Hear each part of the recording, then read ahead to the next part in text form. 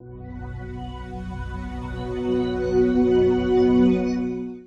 says, what are the best resources for being a market expert? We use two resources. So we use Keeping Current Matters, which my agents really like.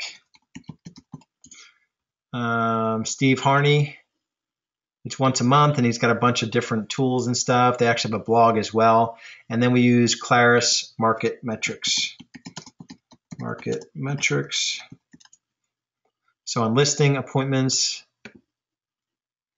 and we use, Claris Market Metrics. I heard that this is pretty cheap. This is the one where there's pricing and market analysis. You can get very specific.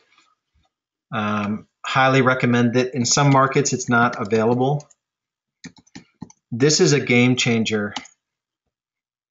Let me see that. Yeah. So let me go to pricing analysis. I'll show you the one slide that it's a game changer for getting property priced properly. So you can go zip code. We'll go to 2877.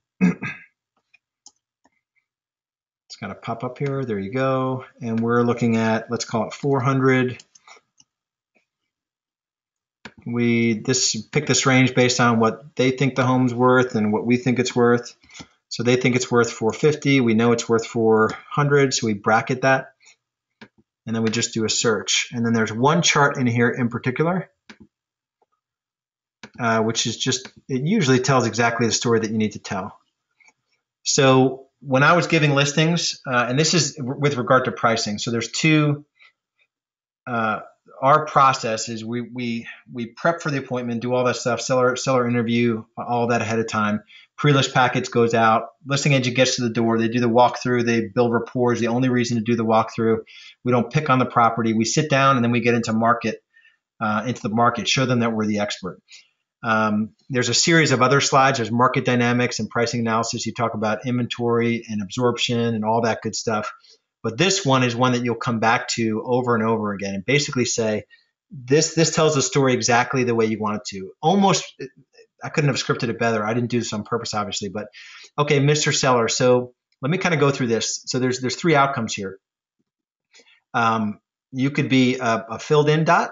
So those are, no, you could be a dot that's not filled in. Someone that's listed their home for sale.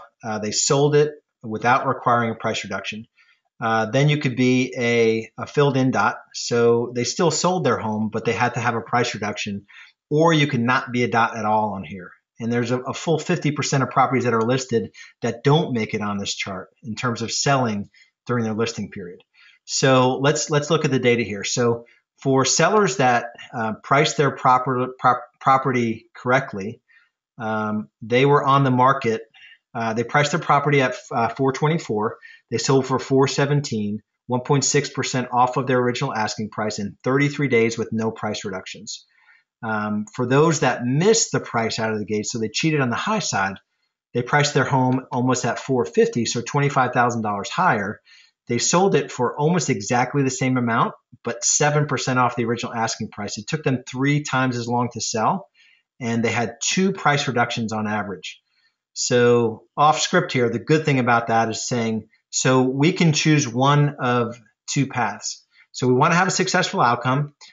If we don't get the interest we need, if we don't get the showings, we have to respond. We have to get our price changed. On average, we know if we miss it out of the gate and we don't get an offer close to our asking price, we've got to on average reduce it 2 times to get it sold, or not even be a dot on this chart, which is not the outcome that we want. Either way, you're going to get the same price. You're going to get the same price for the property. And they just started adding this, and sometimes it works out, sometimes it doesn't. This data shows that they actually got less for the properties that sold. It just turns out that this batch of 23 homes here were bigger and they sold for less. So on average, they sold for $111 per square foot versus the first batch, it's 126. So this is a powerful chart. If you can get Claris metrics in your market, you've got to get it. And it's got a bunch of other charts, but this one is the one that you're going to keep in front of you as you're pricing their home. And as they're making that shitty decision to overprice their home, to price it at $450, the numbers don't always work out where you can actually use these numbers, but sometimes they do. And you could say, okay, I'm not going to lose this listing over price, but if the market doesn't respond, we know the path that we're on. Can we at least agree on that? And then at least you can set them up and be honest, but not lose the listing. And this just helps educate them on the process that there is no magic. There's no way to get a buyer to come in and pay for a property, overpay for a property when real estate's a pretty efficient market.